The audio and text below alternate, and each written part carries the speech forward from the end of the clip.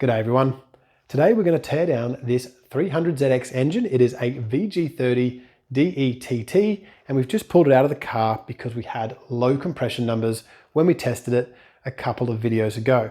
So we'll tear it down all the way down to the block. We'll highlight any particularly tricky areas or something we need to look out for, but for the most part we'll pull it down as quickly as possible with the aim of rebuilding it in a future video. First thing I recommend we do is to print out the service manual. There's a service manual here. You can get this online anyway. It's the official Nissan service manual. There's also an app. I've printed it out and there's a few things there we need to follow, including a few measurements when it comes time to rebuild. So this is our aim today, to get down to the cylinder block. We'll do it in as many big chunks as possible. Heads will come off complete, turbos complete, where possible, and we'll deal with them later. We just want to get down to the block. And I will mention this is a DIY video. I'll go through all the steps in which we need to take to get to here, but it will not always be best practice. It'll be as close to best practice as I can do. But of course, this is at home and this is a DIY video. So follow along if you need some hints and tips to get down to this point. So let's get started. I'm going to start with that upper intake manifold in the biggest chunk we can. There's a series of 12mm head bolts down the middle, and we have some 12mm bolts on the side, as you can see there.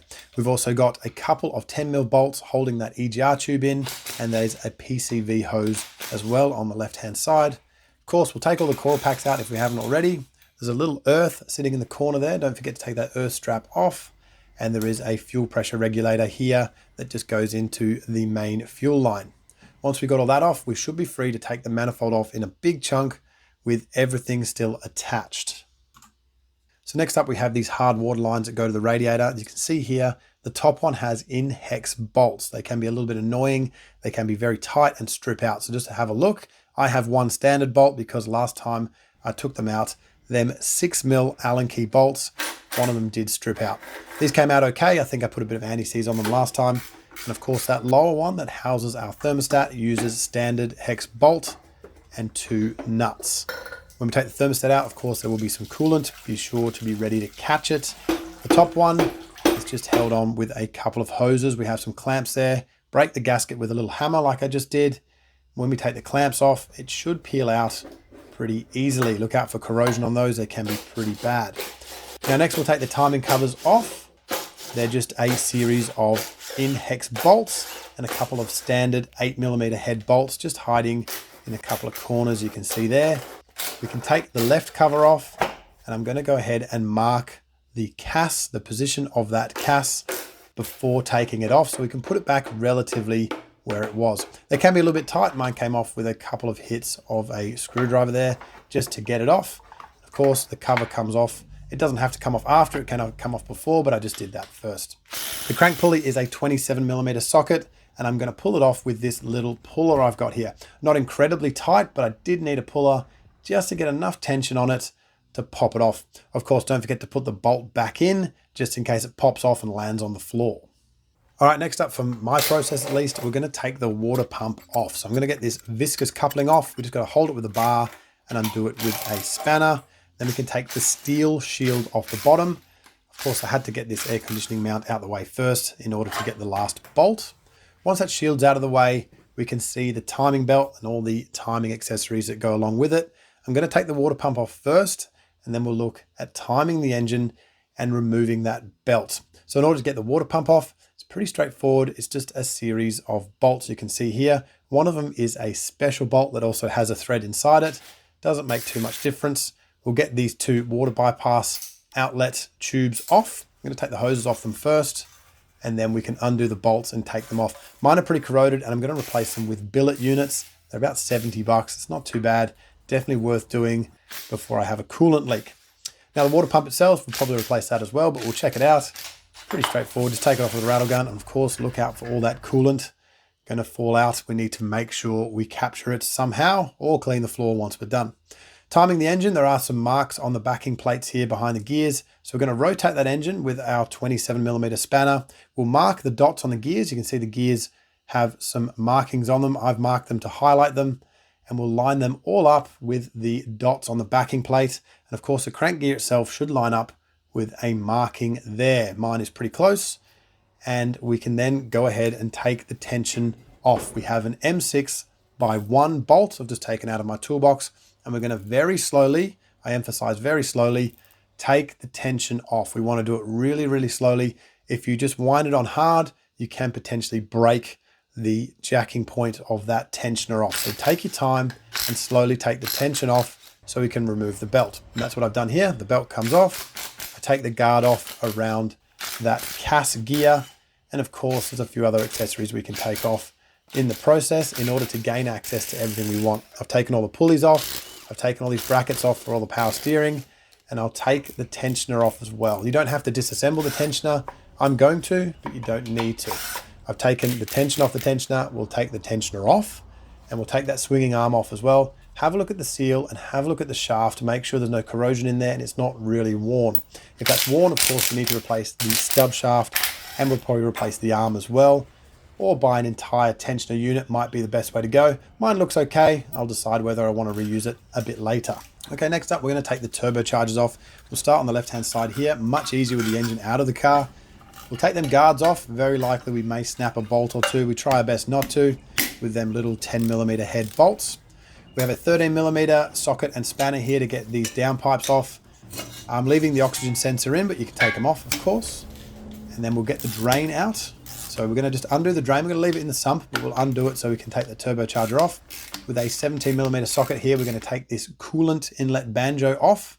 We'll take that banjo bolt out so we can get that coolant line out the way in order to gain access to the rest of the turbocharger. That is mounted on the turbocharger. It's also mounted here in the back of the engine. We'll get that coolant line out, and that gives us access here to the oil feed. Now it's a little bit of a tight fit, but we can get the oil feed line out, much like I'm doing here with a spanner. I also believe that's a 13mm as well.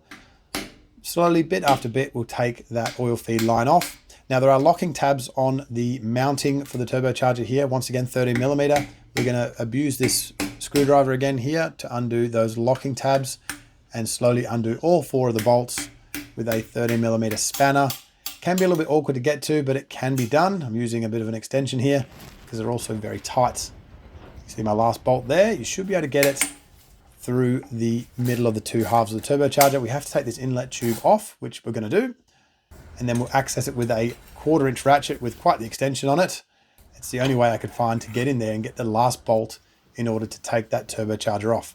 Now the oil line is mounted to the turbo there. There's a bracket. Make sure we take that off before removing the turbocharger. As for the right-hand turbocharger, I actually did it a little bit differently because it was way easier. We take the inlet tube off. Once again, take the guards off, and we'll take that downpipe off as well. But this time I'm going to take the turbocharger off with the entire exhaust manifold. It's way quicker and it's easier, and I can disassemble that on a bench a little bit later. So all we have to do once again is take the drain off from the bottom of the turbocharger. We need to take the oil delivery line off as well. And I'm going to take the coolant lines off at the rubber hoses. They can come off with the turbocharger intact. So take the guard off the main exhaust manifold, get that oil feed out, and there's one bolt a little bit tricky to get to, and I'm using a wobbly socket. It's not a wobbly extension. The socket itself is a wobbly socket. They're 14mm. Undo that one, and the rest come out with a rattle gun. And like this, we can take the whole turbocharger and the exhaust manifold as one. It's way easier. Now as for the EGR valve, I'm just going to get it out of the way. I'm probably not going to reuse it. I'm likely going to delete it, but we'll make that decision a bit later. It's just a 12mm socket we're using here and a 10 to get these heater lines out the way, undo all these EGR lines. We've undone them at the other end, of course, when we took the intake manifold off. And we have a few bolts to undo, and there's one big one where there's a pipe that goes to the exhaust manifold on the left-hand side only. So we're going to undo that with a large spanner here. It's 1'16", I believe I'm using. So we can get that valve out the way and decide whether we're going to actually put it back on. There's a lot of delete kits out there if you want to do that. And while I'm here, there's a few accessories we'll get out the way so we can have a look at those rocker covers. Might as well get rid of this here. It's the mount, of course, because I'm not going to reuse that mount. I'm going to replace it, but I will reuse the aluminium section of it. Now, when it comes to taking the valve covers off, of course, we have an inlet and an exhaust valve cover. We take off that plastic sheath in the middle there that houses all of our coil packs and spark plugs. The exhaust side has no gasket. They're glued on and they have bolts holding them down. And the intake side uses these special Phillips head screws, and it does have a seal. It uses a gasket. That's the difference between the two. One is glued on, the exhaust side, and one is held on with a seal and some different type of bolts. We may need to give that exhaust side a bit of a tap because of course it is glued down. And while we're in here, I'm going to have a look at the VCT solenoid operation. We can test it with a little battery just to make sure it's working. The way it works is the camshaft will usually have oil going through the center of it that drains out through the back. If we operate the solenoid, it blocks the oil draining back. The oil pressure will increase inside the camshaft and it will advance the gear on the end, therefore changing the timing of the intake side of the engine. Now, when it comes to the lower intake plenum, there's a heap of in-hex bolts, and of course, there's a couple of standard hex bolts as well. There's two at the front and one at the back. We can undo all of those and loosen it up. I'm not going to remove it just yet, but if you want to, you need to take that stud out the front that has an idler pulley on it usually in order to get it past these backing plates. Now, when it comes to the VCT gear, I'm going to get these gears off. Just be very careful undoing the last bolt. There is a spring behind them gears if you have variable cam timing, so we need to take it off slowly. There's an allowance on the cam to put a spanner on the cam there and undo the main retaining bolt, and of course do it up as well before removing the gear. The exhaust gears are an 11mm socket. A little bit weird, but we do use an 11mm on those. This one I used a puller to remove it, which is okay on the right hand side. It's not okay on the left hand side. You'll break off the cast driver. So just make sure if you're going to use a puller, only on the left hand side. Of course, we can then remove these backing plates. Don't lose the little dowels that sit behind them. There's little spaces that sit on those, you can see. Don't lose those. We can knock the plenum out and just look out for the knock sensor. There is a pigtail that goes through that intake housing. We don't want to rip that off. So make sure we unplug that before removing that lower intake plenum. Now there's a driver for the cast sensor. That's why we can't use a puller. So we're going to use, in my case, a little podgy bar here or something. They're not tight. They can just seize on a little bit to get that gear off. Now removing the camshaft is pretty straightforward. We have to take that solenoid off first. So let's get out the way. And then when we undo the bolts for the cams on both cams, we need to make sure we do it in a few steps, a little bit at a time. We want to undo them nice and evenly, just crack each bolt and go back to the next one. We don't want to use a rattle gun or anything. We want to make sure we undo them and take the tension off a little bit at a time, nice and evenly. And then what I'm doing here, we need to make sure everything goes back exactly how it came off. So I'm just going to mount each cap, each respective cap, in the bolt hole where the rocker cover was mounted, just so I know which way around it goes. It's good to mark them if you can. I'm just going to put them exactly back where they came from. And of course, there's a little seal at the front of the camshaft there. We might need to give it a little bit of a tap in order to get the cam out. Just make sure we put the caps back exactly how they came out, like I've done here. And of course, we can see the head bolts there. There's only 8 of them, and they are an in-hex sockets. I'm going to undo them in the exact same process we will use to do them up. And don't forget, there's a little bolt here that also holds the head down. On both heads, there's only one of them. I'm going to crack that first, and then we're going to go ahead and very slowly crack each head bolt a very small amount in the same order that we would do them up. So nice and evenly, we're going to crisscross from the center and work our way out a very small amount of the time. We're going like a 1/16 of a turn. We're going to slowly undo them nice and evenly so we don't warp the head or anything crazy. Slowly undo each bolt, nice and evenly, following the same procedure that Nissan say to do them up. Once we've undone all of those and they're all completely loose and we're happy that they've been undone in a nice even fashion, then we can then go and wind them all out with a rattle gun or a bar or whatever we want to do, use a speed brace, whatever we need to do to get them bolts all the way out. There are bolts and there are also washers as well that may stick to the head. Don't lose those washers, but most importantly, undo them evenly. Of course, then we can lift the head off and have a look at what's going on underneath. Make sure we store the head on some rubber and some rags like I've done there. Now, of course, the crankshaft gear next. Now, we probably should have done this much earlier. I do recommend do it as early as you possibly can.